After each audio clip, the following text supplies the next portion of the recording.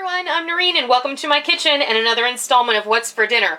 Today, I wanted to make pot roast. I even went out of my way to go to the good grocery store and buy a really beautiful bottom round roast that was on sale. I got home and realized I had no root aromatic vegetables to put in my pot roast while I was cooking it all day in the slow cooker. So I take this as an opportunity to share with you how we don't end up having to run back to the store because we have everything we need in our food storage. So let's go see how we throw together a delicious pot roast dinner from our food storage.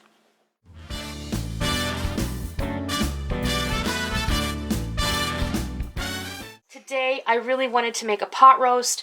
We've come through this nasty bout of bad weather, and we took Micah to school this morning, and I thought, I'm going to make a pot roast, so let's swing by the Piggly Wiggly, which is where I love to buy my pot roast, and they had pot roast on sale for $2.99 a pound for the bottom round, so I picked up a really nice roast, and then I got home and I realized I have no carrots, and I have no celery, and I was just at the store, and I really don't feel like going back, and I thought, you know what, I have all of these things. No, I asked. You asked what? If you had dehydrated. You did. You did. Rick asked me, do you have dehydrated? And I was initially thinking that to begin with. So I gathered all of my things out of my food storage. And we're going to make a pot roast entirely from our food storage. And then later I'll go and I'll see what I have in my freezer for veggies or for potatoes. I have potatoes on hand, so I'll make potatoes or I'll throw them in the crock pot an hour before we're going to eat. But without yammering on too much, all of these things came from my food storage, and they are a half a cup of dehydrated carrots, a half a cup of dehydrated onion, 1 cup of freeze-dried mushrooms, a quarter of a cup of dehydrated celery, a tablespoon of dehydrated garlic. I have 2 packets of onion soup mix. This is entirely up to you. You can use beef stock, you can use beef bouillon, whatever. And then I have a teaspoon each of marjoram, onion powder, and garlic powder, and a half a teaspoon of thyme. And I'm going to give it a couple of shakes of Worcestershire, and we're just going to put this on to cook all day long. I have 8 cups of water going on there, and I've kind of tried to estimate as far as the amounts of the dehydrated. Remember, you don't want to overdo it, but because these will rehydrate incredibly. If you've never used them before, it will kind of amaze you. Soak up a lot of water. They will soak up a lot of water. But I'm going to use 8 cups, and remember, the roast is going to put off some of its own liquid, and it's going to be great. I'm kind of excited. I'm also considering sharing with you how I dehydrate things like carrots and celery and different things that I find on the produce shelf, maybe the markdown shelf. A lot of times what I really prefer to do is dehydrate frozen vegetables because they've already been what you call checked. So it makes it a lot easier.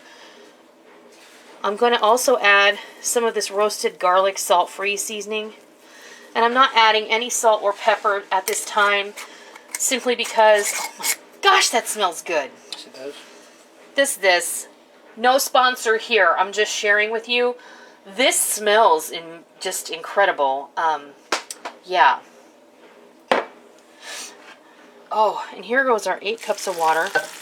I may actually need more. It just depends. I'll make that assessment once I get this in here. 8 cups might just do it. Yeah, it's going to be fine. Or add more later. I can add more later, yes. I'm going to give this a couple of shakes of Worcester sauce. Not too much, maybe a tablespoon. And then I'm going to get just a wooden spoon. And give this a good zhuzh. Put the lid on it. Put it in the sleeve on high. We're going to cook this 6 to 8 hours. I'll be back and I'll show you what it looks like after the meat is all ready before we prepare it to serve. So I'll be back when that happens. Alright, it is just about time to eat supper, and I wanted to show you this. This has been cooking all day long, and it is falling apart. This is going to be a delicious pot roast. I don't like to cook my pot roast like where I can slice it.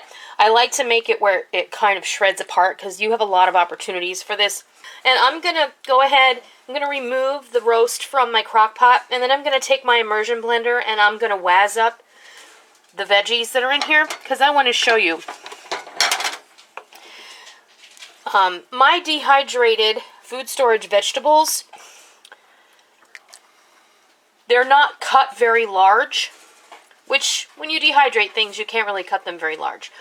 But they've added all of their flavor to my pot roast, and they're going to add a lot of body to my gravy when we get the immersion blender in here. So I'm going to take the meat out, and I'll be right back, and we'll wazz this up together. Okay, now I have an immersion blender. If you do not, you can simply ladle this into your blender carafe and then just blend it up. But this is going to make a really nice gravy, and those veggies are going to give it a little bit of body. So I'm just going to go ahead and give this a couple of pulses, and then we'll go ahead full force.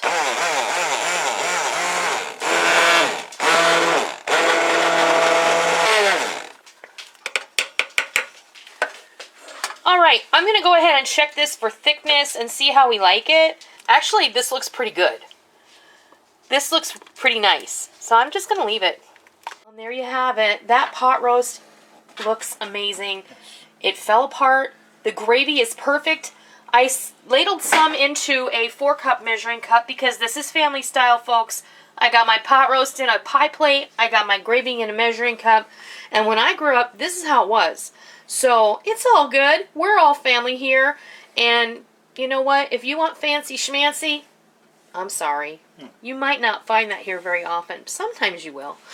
Anyway. Serve yourself. And you're going to serve yourself. And everybody's just going to be able to come along and look at this. Pull off beautiful pieces of meat. Now. I love meat. I know you do, honey. Remember, I realized I didn't have any carrots or celery. I had a fresh onion or two in the basket, and I had fresh garlic as well. But I got to thinking, you know what, I have all the things I need to make this pot roast delicious in my food storage and on my wall of mason jars in my kitchen. So you know what I did? Instead of going to the store, I went to my stores, and I threw all of the things that I needed in my slow cooker with my roast. Onion soup mix, minced onion, celery, carrots, mushrooms, freeze-dried mushrooms, and dehydrated other vegetables. And this is incredible. And it's simple and it's delicious, and it needs nothing more than whatever side you're going to put on it. Noodles, you know what? If I was doing this full-on food storage, we would have had noodles or even potato flakes from the food storage, because if they're made right, they're delicious too. So, are you ready to sacrifice for the people? My mouth is watering.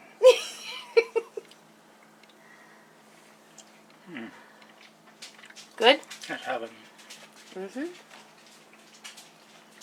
Oh my goodness. That is really, really incredible. You can't go wrong with a pot roast. I mean it.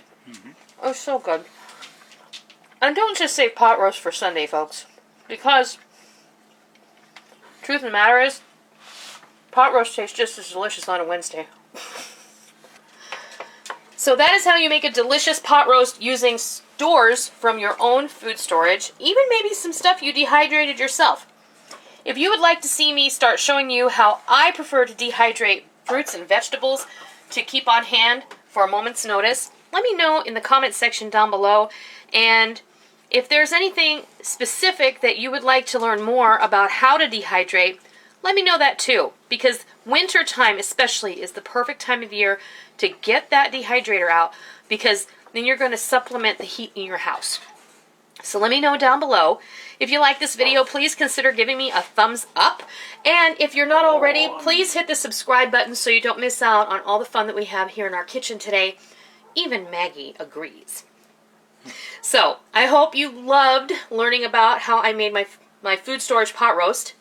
And I hope you give it a try, and I hope you love it. And until next time, I'll see ya! Thank you for joining me in my kitchen today. I hope you liked what you watched today, and I hope that you try it, and I hope that you love it.